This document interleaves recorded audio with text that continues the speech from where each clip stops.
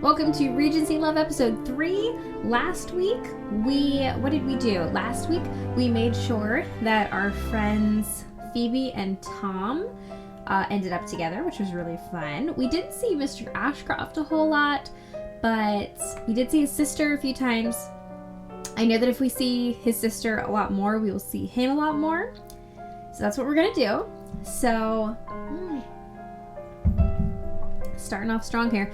All right, so what we're going to do is we're going to try our very, very best to see Mr. Ashcroft more in this episode. But I don't know exactly how to do that. So let's just go. Let's just see what's going on. Also, last week, there were some questions about like gameplay from people who had missed the first episode. So let me just real quick give a quick okay, so we're a girl named Catherine Fairfield, and you never see her because she is you, and all the characters that you see on screen, like for example Mrs. Norris, who says, good day, Miss Fairfield, Miss Earlwood, that's who's talking. Then we get the option to talk, and we can choose what she says, and we can vastly change the story based on how you speak.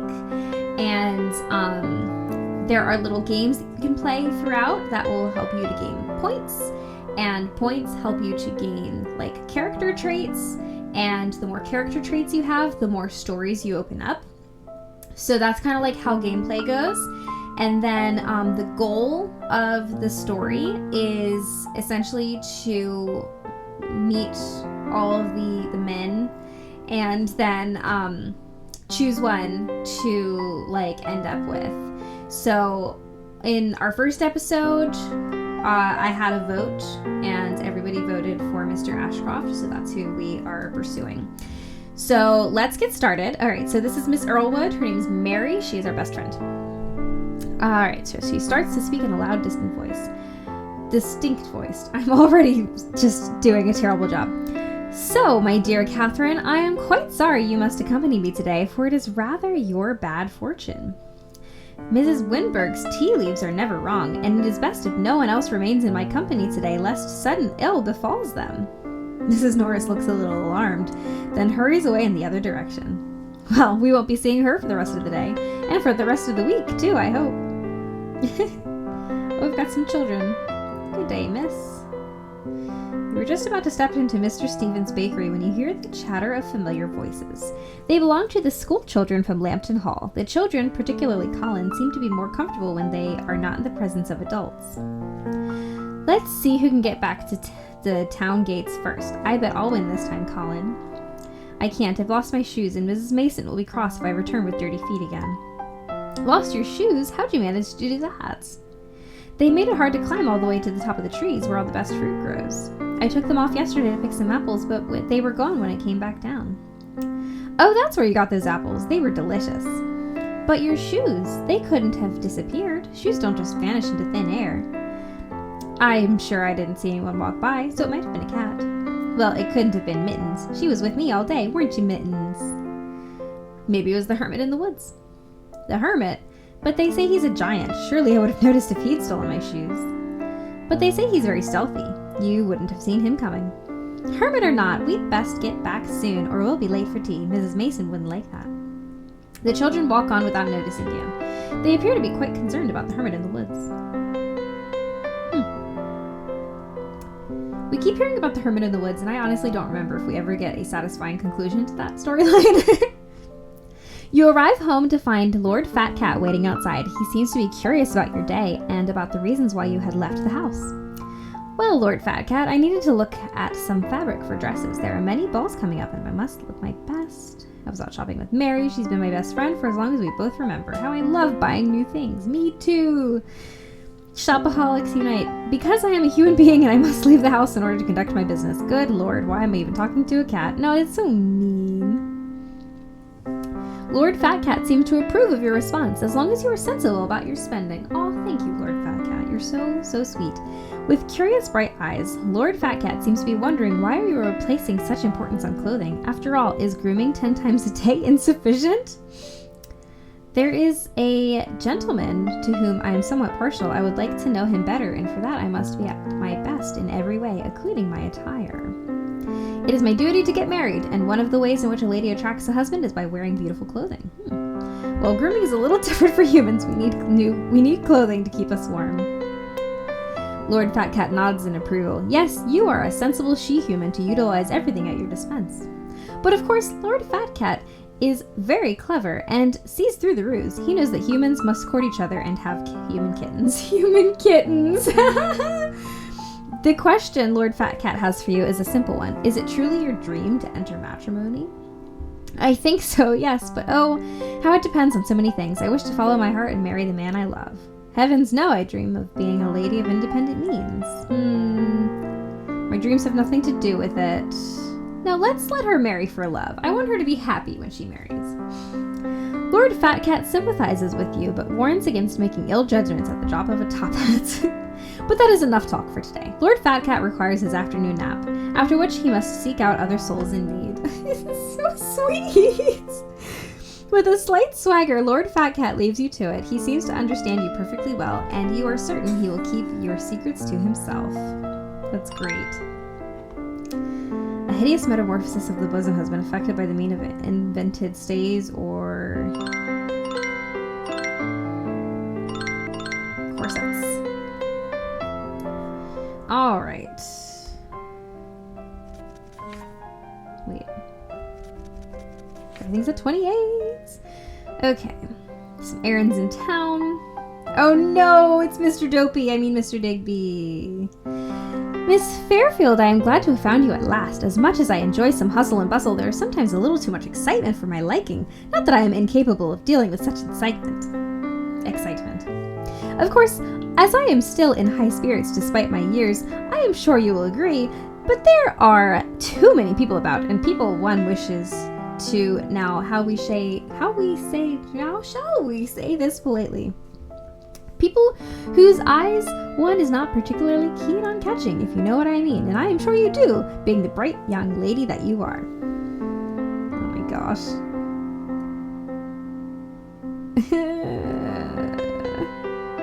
Oh no! Wait. Please excuse me for almost taking No, let's do that. Oh, but I am not quite finished with relaying my thoughts. Now, yes, I am very glad to have found you indeed. As well, I hope you do not see this as prying or nosing about in business that is not my own, but of course you were such a dear little girl to me. And it appears you are in need of a little guidance, if I say so myself, especially after your poor father has left you. The Lord bless his soul. And, well, how shall I put this? It is just that I think you may be becoming a little too familiar with a certain regimental man.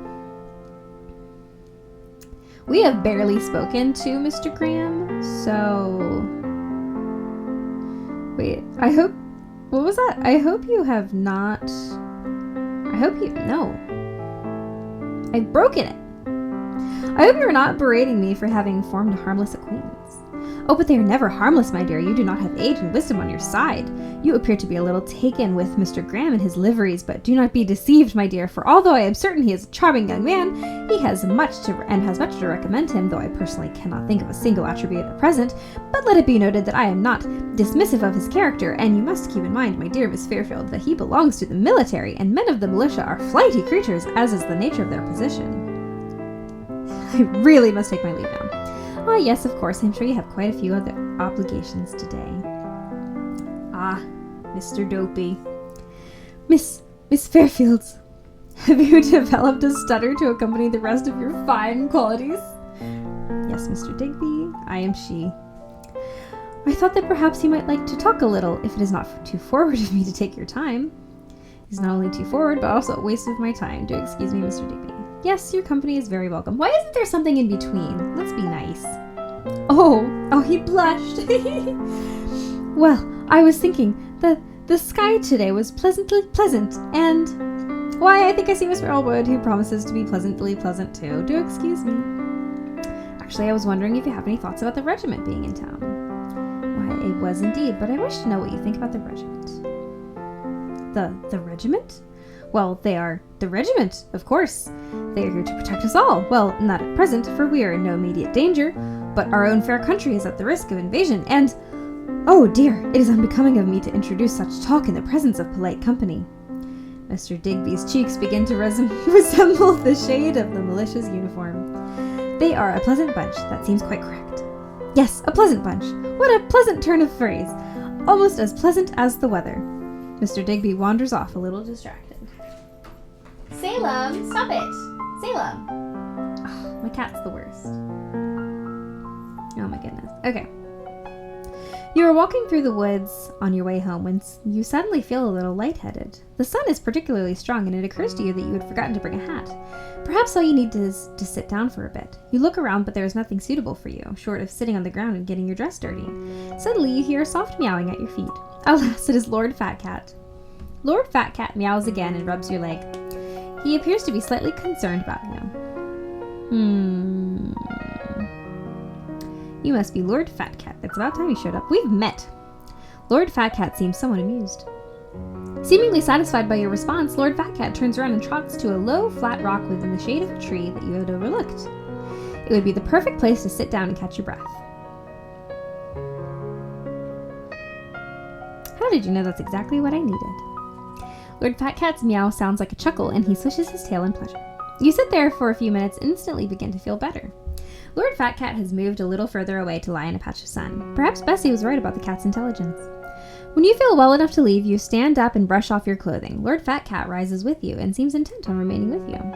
Do you wish to walk me home, kind sir? For a moment, you think you see Lord Fat Cat nod. You continue your journey home, and Lord Fat Cat refuses to leave your side. Only when you're almost at your door does he appear satisfied. With a final swish of his tail, Lord Fat Cat turns around and takes his leave. She has a little kitty friend. It's so sweet. Okay. Nope.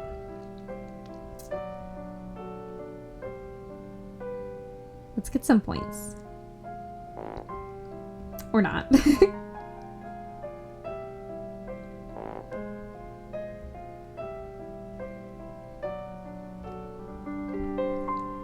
My dear Catherine, I happened to be passing through Lambton Hall last week, and I confess I succumbed to my curiosity and visited the school. Is that so? What's transpired thereafter? Upon arriving, I was greeted by the housekeeper, who was wholly courteous and accommodating. I gave her my name and was then introduced to the Mr. Simmons, who gave me a tour of the school. I confess I had expected to meet a group of common and ill-behaved children, but to my surprise, all the pupils were both keen and pleasant. They were modestly dressed and shared rooms in the house. But my greatest astonishment was at their enthusiasm during the lessons, which the Mr. Simmons allowed me to observe. The children are just learning how to write, and I believe they will make good progress as their tutor has an excellent hand. I dare say you seem quite taken with Mr. Simmons. Oh, Catherine.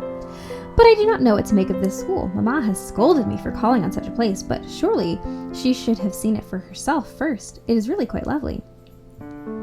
I wish I can accompany you on your next visit. I would certainly like to see the school for myself. Oh yes, Catherine, let's. It is quite a shame that we do not know the identity of the proprietor. I would very much like to take tea with him and inquire about his school. But let us speak of this another day. I did notice upon entering this room that you've done something to the curtains. I'm quite fond of the improvement, dear Catherine. Points. Something is certainly the finest balm for the pangs of disappointed love.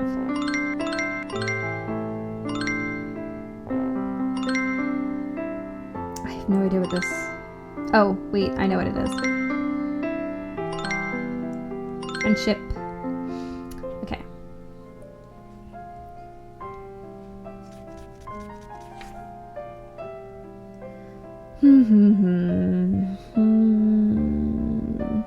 Let's look at the little kitty again.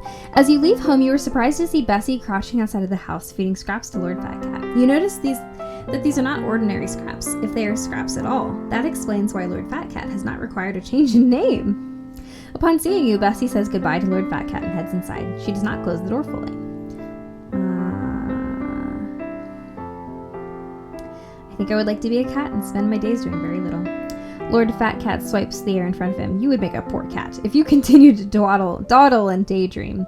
Cats must be very resourceful with their time. Without another sound, Lord Fat Cat turns around and massages his way through the open door. Surely there are more scraps inside. Miss Fairfield, you have arrived at the most opportune moment. Oh, and pray tell, what is so opportune? Good day, Mr. Digby. You're speaking nonsense again. The clouds are in perfect alignment, and I suspected they were announcing your presence. That is possibly the most preposterous thing I've heard all week. Perhaps you should consult a physician. I don't know. I didn't know such a thing as cloud alignments exist. I don't suppose you mean to refer to the constellations? They certainly have, for here I am, Mr. Digby. Ah, Miss Fairfield, you are quick to correct me. Ever so clever, ever so kind. And how do you fare today, Miss Fairfield? Are you in good health? I'm as well as I have been during all the other occasions you have inquired. That is a relief to hear.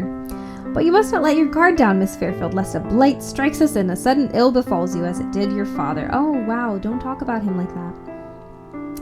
My father was a good man, Mr. Digby, and it would do well to pay him some respect. It sounded rather ominous, and if I do fall ill, oh gosh, no. Oh, I did not mean to be disrespectful. Pardon me, Miss Fairfield, I meant no offense. None at all. Oh, I do wish the clouds had equipped me better today. Mr. Digby becomes distracted as he gazes upon the heavens, pondering the significance of his clouds. Oh my gosh, this man. Okay.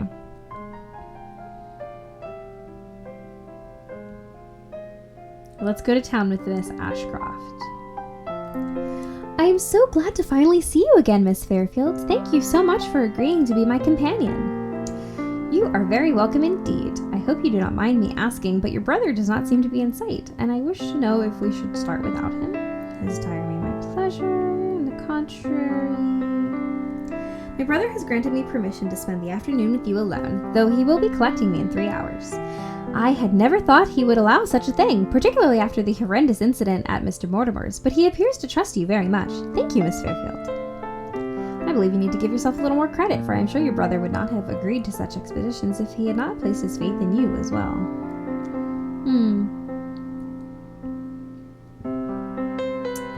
I suppose you are right, Miss Fairfield. You are both kind and wise, and I consider myself very fortunate indeed. I thought that perhaps we could take a look at some hats. I was admiring them last time when my brother had to leave. There are some very fine items that I think I would like to try on.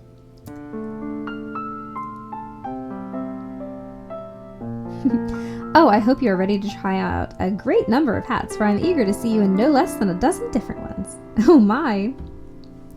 You begin by admiring some hats, where the latest fashions from London include some extraordinary uses of feathers.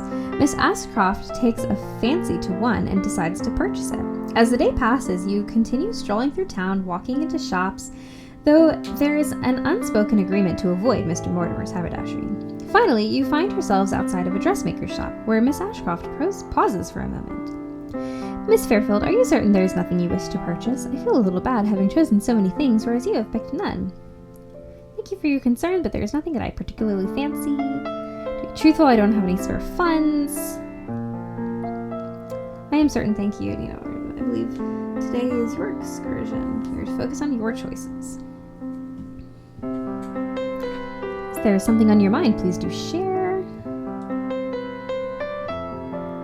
We are friends now, are we not? Please tell me what is on your mind.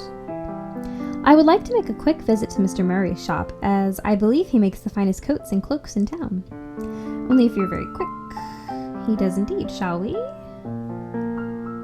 Yes, I do love Mr. Murray's work. Is there anything in particular you wish to commission? I'm not certain yet. I was wondering, though, Miss Fairfield, if I might enter the shop alone. It is not that I do not wish for you to join me, but rather that I wish to see if I might be able to speak to Mr. Murray without your presence. Oh, Miss Fairfield, I hope I am not being rude. On the contrary, I think that is a marvelous idea, as long as your brother does not discover this, I suppose, but do be very, very quick.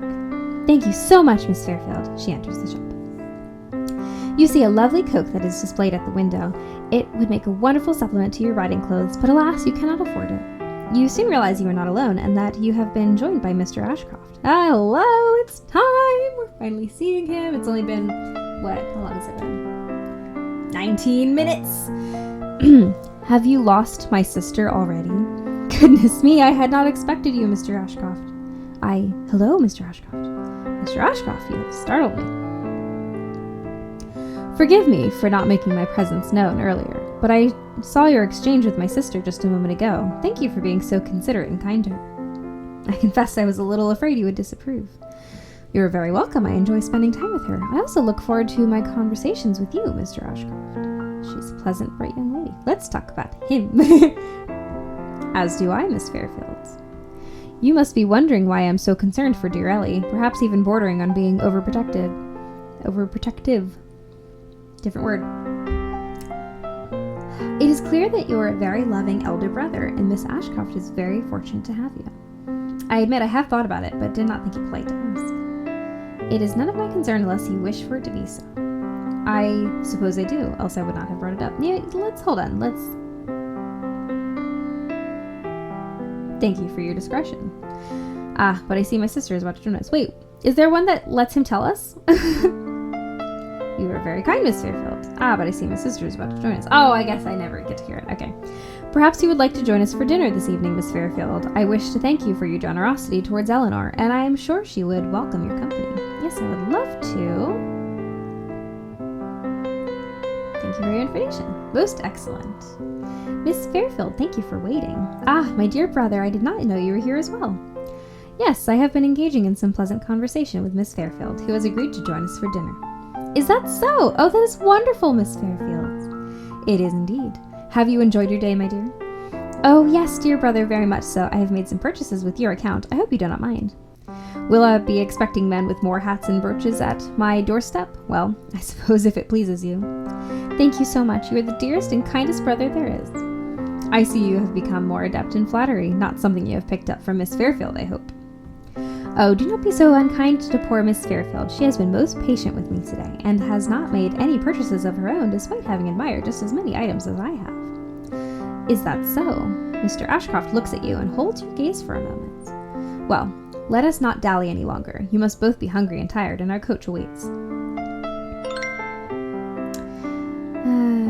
Okay, I remember this one. We just had this one. Awesome. Give me all the points. Thornley! Heck yeah. Miss Fairfield, I trust your meal was satisfactory.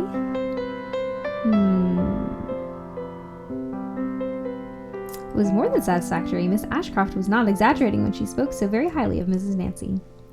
Pardon me, Miss Fairfield, sweet brother, but I wish to retire for the evening. I am a little tired, and I believe I am in need of some rest. Are you unwell? Why did you not speak up sooner? Please, dearest brother, there is no need to be so concerned. I am simply tired, possibly because Miss Fairfield and I covered quite a bit of ground today. I will accompany you then. You need not worry so, sweet brother. My sweet brother. After all, I am in the vicinity of my very own home. It would be rude if you left our guest to herself, particularly after she has been so gracious to us. I will see myself to bed, and I will be fine in the morning. Are you certain? Yes, dear brother. Miss Fairfield, please excuse me for retiring early. Thank you ever so much for your company today. You are most welcome. Please do look after yourself. I hope to see you again soon. Glad to see you happy. Hope you feel better soon. Remember not to overtax yourself. As do I. Good night, Miss Fairfield, dear brother. Aw, so sweet. Miss Ashcroft kisses her brother goodnight and leaves the drawing room. I worry about her sometimes. You are her elder brother, I believe. Your concern goes beyond duty and lies in your very nature. Is this what you were about to say earlier, that you are concerned for her health? I suspect you worry about her a great deal more often. You are very astute, Miss Fairfield. Ellie has chosen her companion well. My sweet sister has had a fairly difficult childhood, plagued by illness after illness. There were several occasions when her very life was in danger. When I remember those moments, I am filled with gratitude that she is still with us, as well as a deep fear that she might be taken from us just as easily. I understand that it is difficult to disregard such events from the past, but she appears to be growing more and more healthy every day. I do not think you should be so concerned. Yet she has survived and survived still. Perhaps you carry a little... Sorry to hear it, Miss Ashcroft is a lovely young lady, and she deserves to have much happiness.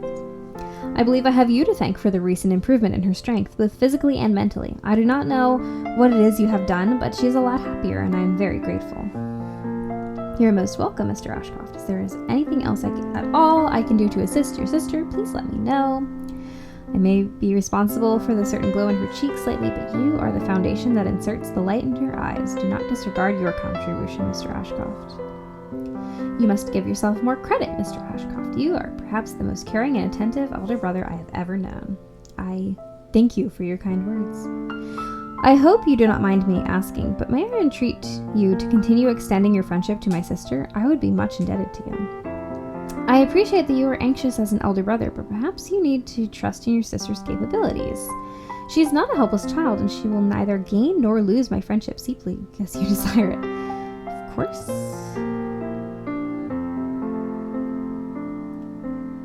Yeah, come on. Do not take this the wrong... Oh, I should probably read that, sorry. I appreciate that you are anxious as an elder brother, but perhaps you need to trust in your sister... Oh, wait, I already read that one. I confess I am a little offended that you find the need to ask. I may have only recently been acquainted with Miss Ashcroft, but I am very fond of her and will continue to be her companion with or without your request. Do not take this the wrong way, but I find myself strangely relieved to find you thus offended.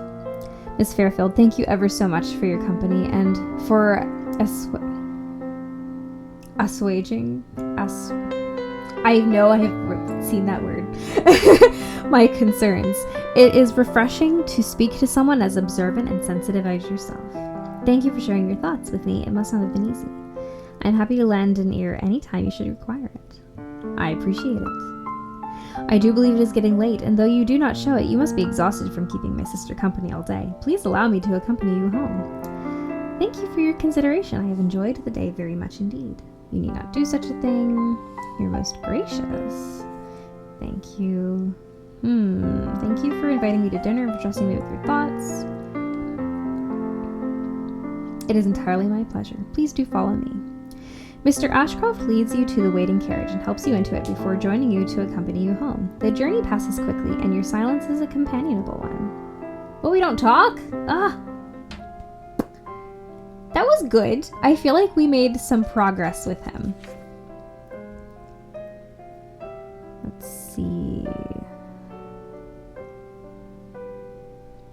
Predatory Mr. Wickham is out to find the Jane Austen heroine with the biggest dowry. Who would make the best catch among the following ladies? Oh, absolutely Emma Woodhouse. Yeah. Emma Woodhouse takes first place with a dowry of 30... Whoa. That is so much more than the rest. Holy cow. Okay. Marianne Dashwood is to John Willoughby, as Emma Woodhouse is to Frank Churchill. My fave. Delivery. A special delivery for you? Hi. Catherine, what on earth possessed you to make such an extravagant purchase when you know we do not have the means to indulge in such things, and from Mr. Murray's no less? You must return to town immediately and explain our situation and hope that Mr. Murray will be understanding. Are you having one of your moments again? Perhaps I should take that walk and return when you are in possession of your faculties again. Dearest Mama, I have no idea to what you're referring.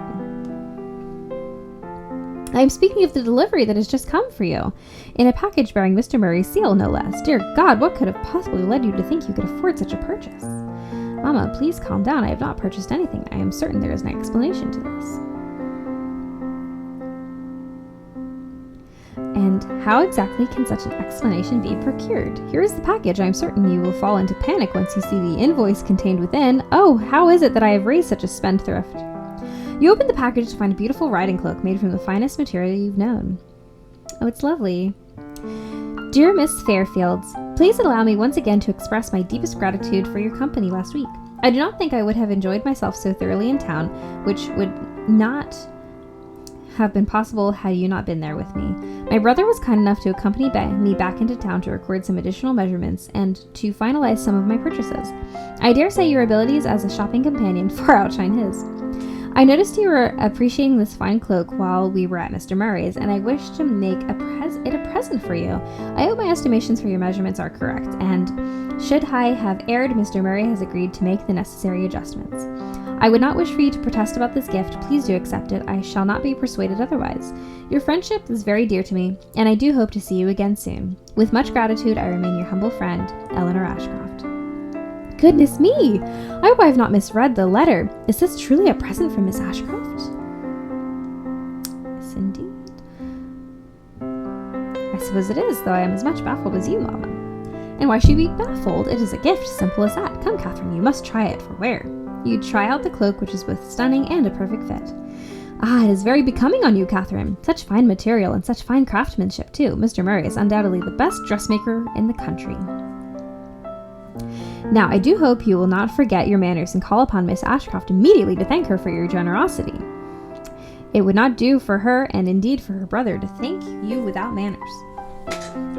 I will act according to my own wishes, not yours. No, wait, no. I did not mean to press that. Of course I will do. To do otherwise is unthinkable. You look at the cloak again, marveling at the way the wool is both soft and warm beneath your fingers. You read the letter again, and it dawns upon you that something is amiss. Miss Ashcroft had been inside Mr. Murray's shop while you were admiring the window display, and she could not have seen your interest in the item. The only person who could have possibly noticed your appreciation for the cloak would be Mr. Ashcroft. How fascinating! Perhaps you should call on Miss Ashcroft as soon as you can. Alright. It's happening! Can we go to Thornley? Yes! Thank Miss Ashcroft. You should call on Miss Ashcroft to thank her for her very generous gift. Ha ha ha! Let's go. You have arrived at Thornley. Miss Fairfield, I am so delighted to see you again. I trust you have been well? I have been, thank you. I'm afraid I cannot remain long. I'm here to return your gift. No, I'm not returning it. Oh, Miss Ashcroft, I wish to thank you for the lovely cloak you gifted me. It is most marvelous, and I have tried it on several times since. Yes, indeed, I received your most generous gift just the other day. Thank you ever so much for your thoughtfulness. I am so very pleased to hear it. Oh, I cannot wait to inform my brother of the news. He will be most pleased that you liked my gift. You are so delightful when you're happy, Miss Ashcroft. Is that so? I do not mean to be rude, but why would it concern him? No, let's just thank her and be done. That is because you make such a wonderful friend. Shall we perhaps make a start on our tea? As soon as I heard of your arrival, I asked Miss Nancy to prepare something special. Have you ever sampled a chocolate torte before? Ooh, that sounds good. Oh, man. Never before, but oh yes, please.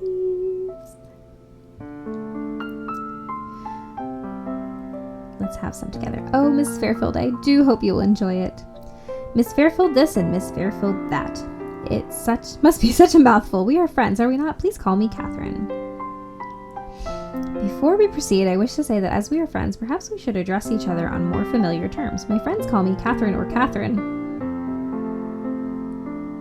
Did I not give her a nickname?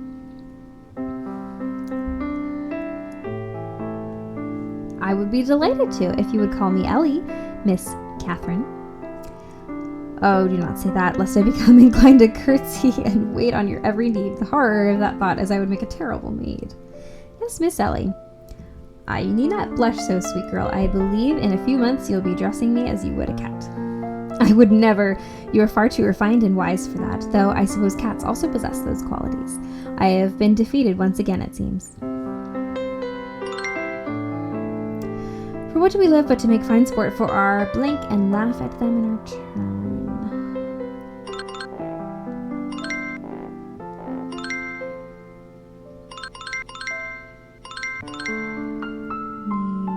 Oh, it's got a U in it. Alright. Well, we didn't get to see Mr. Ashcroft. Pooh. Okay, how are we doing? Oh, we're doing great. We are super amiable.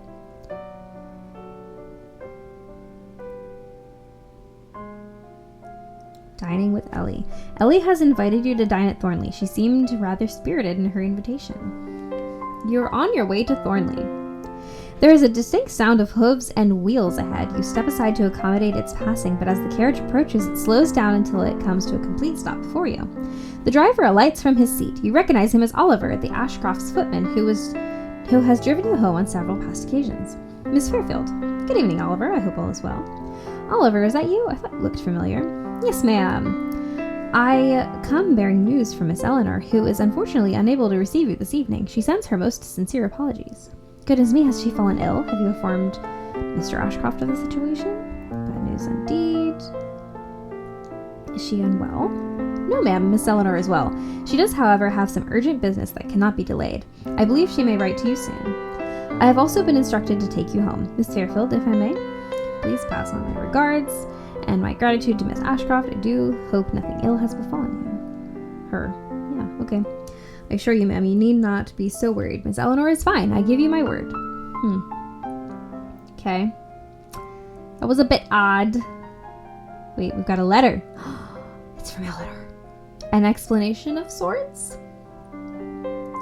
Dear Catherine, I do hope this letter finds you well. I am terribly sorry for canceling our dinner last night at such short notice. As Oliver has informed you, there was some urgent business at home that required attending. I am very glad that Oliver managed to find you, and I trust your journey home was comfortable.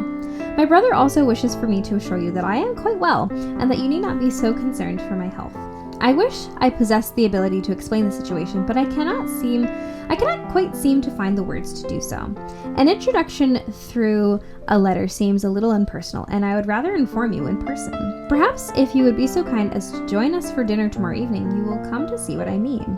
I assure you that this time there will not be any hasty last-minute or rearrangements, and you will not be embarking on a fruitless journey.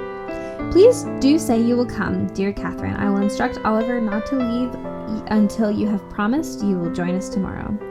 I eagerly await your reply and remain ever your faithful and apologetic friend, Ellie. Ooh, that sounds interesting. Dining with Ellie. After Ellie's abrupt cancellation, she has invited you to dine with her again. You suspect she will explain her situation. Thornley. Oh, Catherine, it is so good to see you again. I am so terribly sorry about the other evening. I am very much relieved to see that you were unharmed. I confess I was more than a little afraid you had been taken ill. No trouble at all. You are too kind and considerate, dear Catherine. You must be curious as to what I meant in my letter. Please, let us take a seat first. I suppose there's no delicate way of putting this, so I do hope you'll forgive me for my bluntness. You may have noticed that my brother is the head of our family, and throughout our acquaintance, you have neither seen nor heard about our parents. I had noticed that. Are you quite all right, Ellie? I do not wish for you to be upset, and you are in no way obliged to inform me of your personal matters. I have noticed it, but I did not think it polite to have asked. Thank you for your discretion. My father, who has since passed away, was not the most honorable of gentlemen. I do not mean to say that he was not a good father or a good man, but that he was, I don't know how to phrase this. Do you mean to say that he was not discreet with his personal affairs? So he liaised with women of ill repute. I assume you mean he took his liberties too far and too excessively. Yes, thank you for being so sensitive in your phrasing, Catherine. We have in our family, that is to say, my brother and I, Oh, Catherine, please do not think ill of me. You do not need to be afraid, dear Ellie. Nothing you reveal will affect our friendship. Please trust me when I say that I shall never think of you in any way except with fondness. Thank you, Catherine, truly. I have another brother, Richard, who is older than me by a few months. We share the same father, but not the same mother. Catherine, I dare not ask what it is you are currently thinking. I wish I could say I feel otherwise, but regretfully I cannot. In light of your shared sins, I cannot Oh, no! I am most grateful that you consider me a close enough friend to share such a matter with me. Thank you for your confidence. I do not think any less of you or your family. Oh, Catherine, it is I who am filled with gratitude for our friendship. Please do understand that my elder brother and I love Richard dearly, and we think of him as part of our family in every way. My brother has always treated Richard like a gentleman's son, but poor Richard, he has never taken well to the unfavorable nature of his background. Dear Richard has been at Cambridge over the last year, but he has arrived at Thornley with very little notice.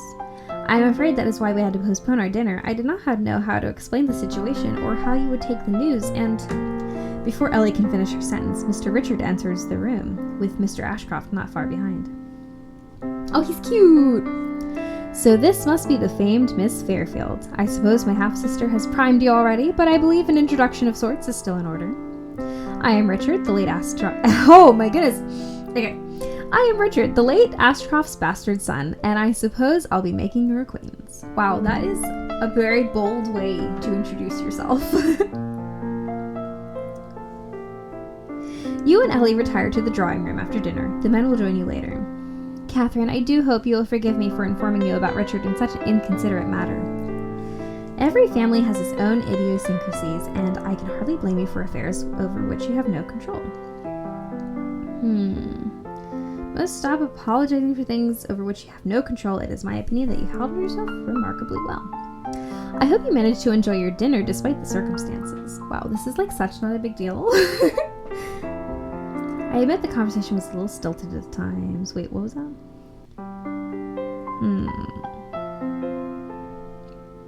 Yes, it was lovely, thank you. I feel rather spoilt by the culinary delights you continue to offer me, dear Ellie.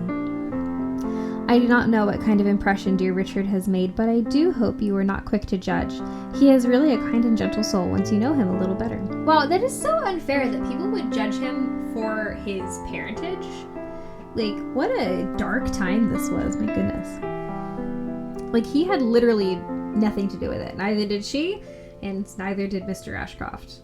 That's ridiculous that they would be so afraid that, like, their friend would be like, oh, I'm never speaking to you again, bye!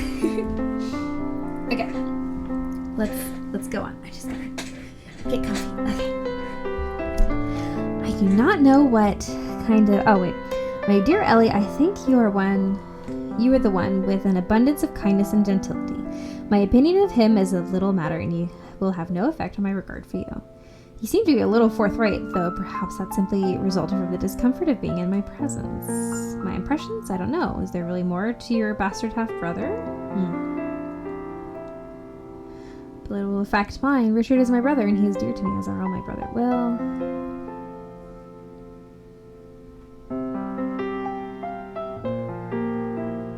Okay, I guess that's the best one. The drawing room door opens, and you and Ellie are joined by her brothers. Ellie visibly relaxes, though she casts an apprehensive glance your way. The young Mr. Richard reclines on a seat, while the elder Mr. Ashcroft remains standing, his presence palpable as ever. Dear sister, you have that look about you again. Oh, please do not be so unkind. I have worked so hard to be rid of it, too.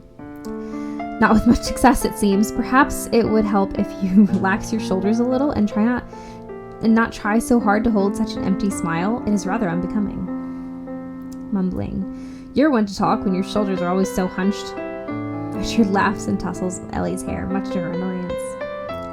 There, now you look perfectly petulant, but still as lovely. Ellie breaks into a genuine smile, her eyes softening as she leans toward Mr. Richard. The younger Mr. Ashcroft drapes an arm around her shoulders, his eyes warm and affectionate. I do hope you have not been working terribly hard. You do not make as good a pillow as I remember. The masters at Cambridge can be a little unforgiving at times, but I put up with it just as those before me have. Mr. Richard turns to exchange a look with Mr. Ashcroft and notices your presence once more. Dear sister, we all know I am renowned for the liberal displays of my feelings, but I do not remember a time when you have been so unreserved in the company of strangers. Hush, Richard, do not jest. Catherine is a very dear friend and the kindest person I know. A very serious claim. I do not doubt you, dear sister, but I shall make my own judgments. As you rightly should. Ellie is a sweet girl, but she is perhaps too generous in her praise. Think what you will, unless it is substantiated, your opinion matters little to me. My sister's sweet, but she's a monster. See how she glares. Mr. Ashcroft, you are less talkative than usual. Will you not take a seat? You're being far too imposing. My current position offers the best view to adjudicate.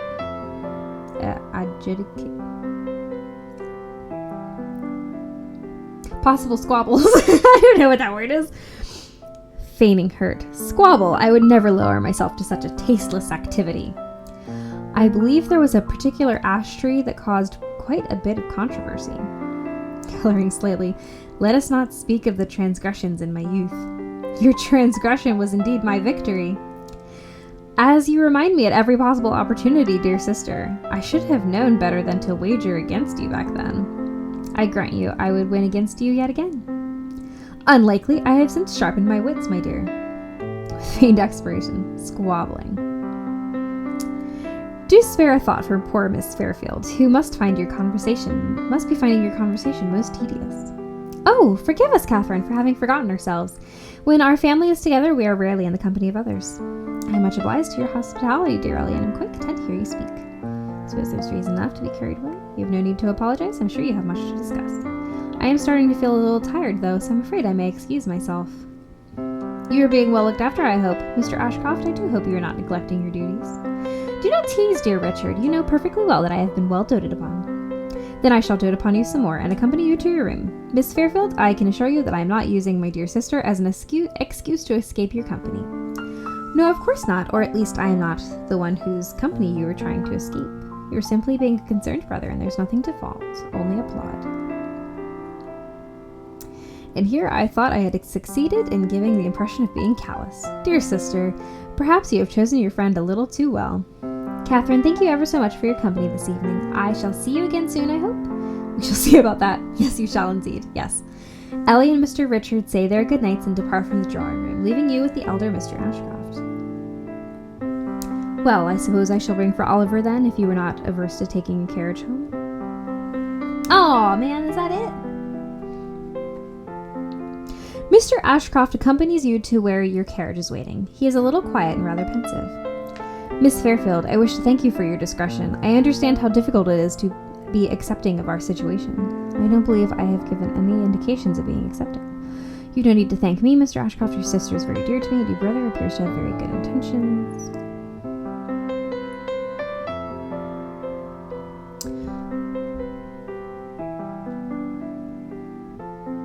Suppose it's caused you and your family trouble in the past. I'm sorry to hear it. I do hope your opinion has not changed in light of this evening's discoveries. Your friendship means a great deal to Ellie. She never speaks of it, but I do think that she sometimes yearns for a mother or an elder sister. It mustn't have been easy for her, or for you either. I do believe you have been a remarkably good role model for dear Ellie. I'm not so capricious to have my mind changed so easily in light of something that is clearly out of your control. Do you think so little of me, Mr. Ashcroft? I'm afraid I'm rather ill-equipped for your role. No. On the contrary, I have the highest opinion of you. When Ellie was a child, she never understood why others behaved so differently around Richard. She saw him as a dear brother, no more, no less. It must have been difficult for poor Mr. Richard to grow up under such circumstances. Your sister has the most admirable quality of being loving and compassionate at heart. How hard to be treated as such when you were a child. I think it was easier for Richard once he found out. All the whispers and glances made sense, and he became stronger for it. But while his relationship with Ellie remained the same, he began to regard me differently and became more formal, more distant. I had noticed that. Do you think his actions are born from resentment? Must not have been easy for you either to have lost a brother. It was not easy for any of us. Richard insists on addressing me formally. I think it's his way of defining what we are, knowing that he is never fully entitled to carrying a family name. It seems Oliver has the carriage ready. I shall not keep you any longer. There's one more thing, Mr. Ashcroft. Yes, I wish to thank you for your lovely gift. It was quite unexpected, but very much appreciated. Do you make it a habit of sending gifts to your center's acquaintances? Oh, which one did you... Maybe I'll see what both end up with. Now, what do you speak? Oh, they have the same. I know not of what you speak. Perhaps you have mistaken me for my sister. Your sister must have been very observant then, particularly as she had not seen me admire the coat. A fair attempt at subterfuge, Mr. Ashcroft, but Ellie was inside Mr. Murray's store when I noticed the riding cloak. As her elder brother, I must protest to any suggestion that Ellie is anything short of extraordinary. But it does please you, I hope? It does. Thank you, Mr. Ashcroft. Yes, very much. Perhaps you might like to join us on a riding trip. It would be my pleasure. Thank you for your kindness, Mr. Ashcroft. Oh, I would love to. I do wish to know both your siblings better. The pleasure is all mine. I shall write to you to find a suitable date. And now I really mustn't keep you any longer. Here is Oliver. Good night, Miss Fairfield, and have a safe journey home. We're going on a date with Mr. Ashcroft! It has been a long evening with the Ashcrofts, full of unexpected revelations. It will be a relief to retire for the night. Ooh, here's a letter. A letter. Eleanor Ashcroft. Dear Catherine, it was so lovely to have you for dinner last week. I wish to thank you once again for your kindness and understanding about dear Richard. It means the world to me that your good opinion has not changed despite your discovery of our family circumstance. It appears both my dear brothers wish to be in your company again, and I share the same sentiments. It would please us all if you would join us for a picnic and some riding next week. As my sartorial co-conspirator, you should see the results of our outing, especially as neither of my brothers holds much appreciation for such things. Do say you will come, dear Catherine. With much excitement, Ellie.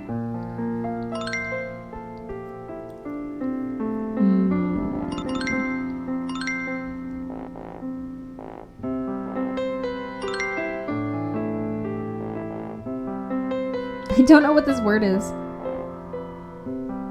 I have no idea. Okay. I'll ride out to Rowan's Edge. You have plans to spend the day with the Ashcroft siblings. Catherine, we are so pleased to have you here with us. Miss Fairfield, you are looking very well. Miss Fairfield. Or perhaps I should call you Miss Catherine if you would not mind. I do not have any sisters, older or younger, if that is what you were wondering. I believe that would not be necessary. That makes me feel either far too young or far too old. My motives have been discovered. And have we all decided how to address one another? Or do we need to introduce our middle names too? I suppose this will do for now, Mr. Ashcroft. I concur, Mr. Ashcroft. Smile and nod at Mr. Ashcroft. I suppose that makes quite the majority, Mr. Ashcroft. The corner of Mr. Ashcroft's lips twitch ever so slightly. It is a truth universally acknowledged that a single man in possession of a good fortune must be in want of a wife.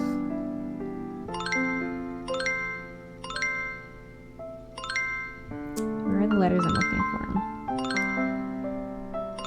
There we go. Riding out. It has been far too long since we've had a family outing. Oh, is it not simply beautiful out here?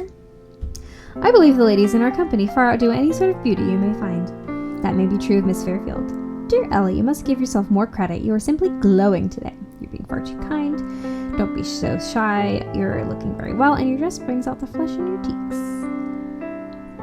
Oh, thank you for being so kind, Catherine.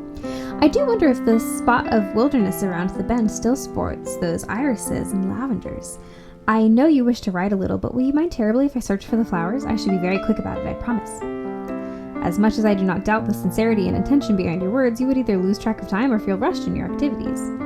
Either would result in having to contend with a distraught Ellie, which is far from my inclination, so perhaps we should all join you. Oh, that won't be necessary. Catherine could accompany me if she doesn't mind terribly much, and you and Richard can still stretch your horse's legs. An excellent idea. Well, if I must, a sound suggestion. Perhaps I could make a better one yet. I will accompany you, my dear sister, to forage for flowers, while our two elders can speak of far less interesting things. Besides, it appears my dear sister has a lot to tell me, away from the prying ears of our most respected elders. Oh yes, would that be permissible? Of course, dear Ellie. Miss Fairfield, if you do not have any objections. Not as long as Ellie is content. Very well. Do not wander too far, children. Ellie and Richard set off with the basket and some refreshments, leaving you and Mr. Ashcroft alone in the meadow. Heck yeah! You hear Ellie and Richard chatter and laugh as they turn the bend in search for wildflowers. The rustle of leaves in the light afternoon breeze soon drowns out their voices. Mr. Ashcroft takes a few moments to loosen the girths and bits of Ellie and Richard's mounts. He works with strong, steadfast hands. When he is finished, Mr. Ashcroft gives you his full attention. His eyes are as piercing and blue as you first remembered, but they have softened with familiarity. He speaks in a soft voice, low and relaxed. Miss Fairfield, now that we are away from the prying ears of youngsters, allow me to compliment you on your complexion. Your cloak becomes you. He's complimenting us now. I had hoped it would please you. You're most generous with both your gifts and your praise. Thank you, Mr. Ashcroft, and on more than one account. And you are most welcome on more than one account. It appears that by either chance or design, we have the entire afternoon to ourselves. How would you like to spend it? We had set out to ride, had we not? Perhaps we could set out if you wouldn't mind having me as a riding partner. In truth, I am as content as I can be at this very moment. I am very much open to suggestions. What would you prefer? You are most kind to consider my preferences. Shall we go for a ride then? I have quite a fondness for these meadows, and if you are so inclined, I would like to share them with you. And I would like that too. Perfect. Then I hope you will allow me to introduce you to Atlas, my trustworthy companion, and Zephyr, the gentlest of all mares. His lips once more curling into a small smile, Mr. Ashcroft checks your 2 horses and tightens the necessary straps. You wait patiently by Zephyr. When he has finished, he wordlessly kneels and offers his interlocked hands as a boost. Oh, interesting. Take the offer. Thank you, Mr. Ashcroft. Take the offer. As you gingerly place your foot onto his offered palms, you instinctively touch his shoulder to maintain your balance. Mr. Ashcroft draws in a quick breath, almost inaudible, and you think you feel the slightest tremble in his countenance. His muscles flex under your fingers and he hoists you up with barely any effort. You adjust your reins as Mr. Ashcroft, appearing a little dazed, mounts his own horse. Let us be afoot then. Okay. Thornley Woods. You feel a familiar thrill as you nudge your horse forward. Your mare responds instantly, flickering her ears back as if awaiting further commands. Continue at your current leisurely pace. Urge your horse faster. With just the slightest squeeze, Zephyr breaks into an easy canter, her hooves steady and rhythmic. Mr. Ashcroft soon catches up until he is just a little ahead. As you trail behind Mr. Ashcroft, you notice the intelligent way in which your mare obeys every one of your silent commands. There is no doubt that Mr. Ashcroft has trained his horses well. The meadow widens ahead until you are surrounded by an expanse of grass and wildflowers. The wind caresses your cheek, and you might have found it chilly if not for the thick cloak around your shoulders. Not far ahead, Mr. Ashcroft moves at one with his horse. Even from the distance, you can see the hard lines of both mount and rider alike. The soft creases around his eyes. Try to catch up with him. Continue your pace. Slow down. Let's try to catch up. You nudge Zephyr once more and loosen your reins a little, and she responds by quickening her pace. Soon you are riding beside Mr. Ashcroft, who glances at you, his eyes gleaming. Soon, perhaps too much so, you find yourselves approaching a denser area with windy paths. Mr. Ashcroft begins to slow down, and you follow suit. When you reach the edge of the incline, you discover you have reached a shallow cliff. Beneath you lie the meadows through which you have just ridden. Beside you sits Mr. Ashcroft, his attention fixed on you. Ooh.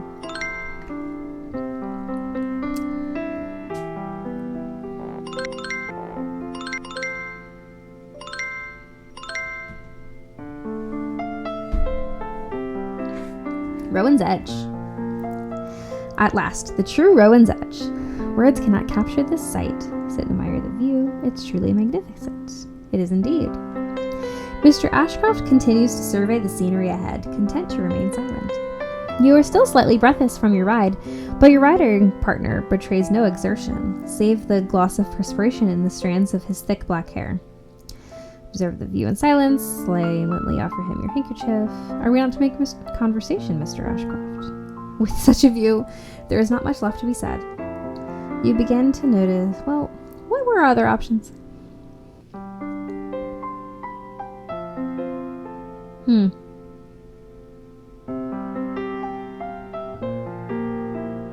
Whatever.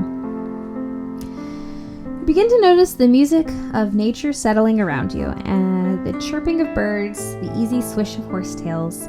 In the distance you hear the trickling of water of what might be a stream. Mr. Ashcroft remains silent, but the lack of words is comforting rather than stifling. He seems more relaxed and content than you have ever seen.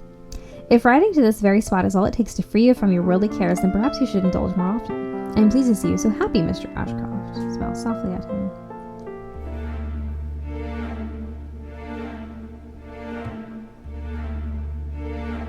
Can we, smile softly at him then? Without warning, Mr. Ashcroft tenses, his eyes hard once more.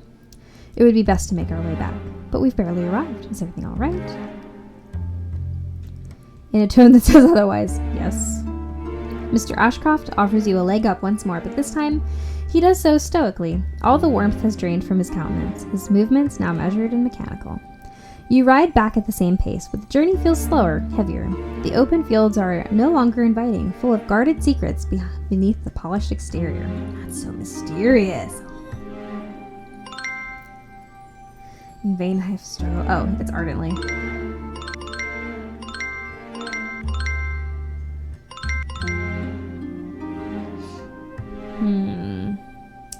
It's a mystery. Without a word, Mr. Ashcroft steers his mount towards the bending road where Ellie and Richard had ventured earlier. Dismount and remain in sight of the carriage rails and follow Mr. Ashcroft. Soon you find Mr. Ashcroft's younger siblings chatting merrily in a field of flowers. Ellie's basket is brimming with her pickings. Upon seeing you, Ellie... Hold on. Feel myself getting a little dry. Oh, that's because it's been an hour of me talking nonstop. Okay. Ellie rises to greet you, her cheeks flushed with happiness. Dear brother, Catherine, we did not expect you back so soon. Ellie, Richard, we'd best make our way back. But the sun is still a fair while away from setting. Ellie, this is not a point of discussion. Come pack away your things. I will send for the carriage. But I'm feeling fine, and I do so wish to stay longer. Dear Richard, surely you must wish the same. Mr. Richard seems ready to take his sister's side, but he catches Mr. Ashcroft's gaze. Something passes between the two brothers, and the younger man's eyes narrow with a flicker of understanding. My dear sister, I'm afraid I do feel myself beginning to tire. Perhaps the recent bouts of traveling have finally taken their toll. Oh, you do seem a little pale. I'm very sorry not to have noticed, and to have been so caught up. Come, let us get you home, then, and see if we could coax Mrs. Nancy to make your favorite rabbit stew. You are truly the dearest, sweetest sister. You see Mr. Ashcroft give Mr. Richard an almost imperceptible nod. The younger man straightens, the concern etched in his features. When the party has gathered around Oliver, Mr. Ashcroft exchanges quick, quiet words with the rider. Soon you and Ellie are ushered into the carriage while the men remain astride. With the crack of a whip, you are lurched on your way back to Thornley. I do hope poor Richard is not suffering terribly. He should not be riding if he is feeling ill. I think your brother knows best what he should or should not do. Has it occurred to you that he has been feigning sickness? Perhaps the fresh air will do him good. Perhaps. Oh, Catherine, I am sorry for all this fuss. I had so hoped you would enjoy the day. You have no need to apologize. The plans do go awry. I did enjoy it, very much so, at least until Mr. Ashcroft started to act so peculiar once we had reached the cliff overlooking Rowan's Edge. Is that so? I do think my dear brother was a little out of sorts. I do think my dear brother was a little out of sorts upon his return. We had been enjoying the lovely countryside when, without warning, he became silent and stern. Silent and stern. I suppose there were simply other things occupying his mind. Since there's something you're not quite telling me.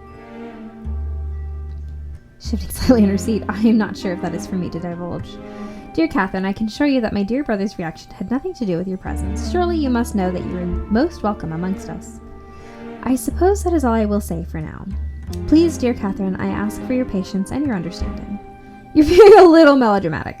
Whatever it is, I hope that you will one day trust me enough to share your thoughts. Of course, I do not mean to pry. I am simply concerned for Mr. Ashcroft, and he will be pleased to know it, I assure you. The rest of your journey passes in silence. Mr. Knightley, after proposing, oh, such a good one. If I had loved you less, I might be able to talk about it more, but you know what I am. You hear nothing but from me. Truth. There it is. The carriage stops just outside your house. As Oliver helps you out, Mr. Ashcroft dismounts from his steed. He still appears to be troubled, but his countenance is not so severe as before. Miss Fairfield, you have been delightful company today. Would you not come inside for tea? You have been so kind to detour hence. You must allow me to offer some sustenance before you make the journey home. I do hope Mr. Richard and perhaps yourself soon will feel okay. I dare say you appeared a little too dour to be wholly delighted.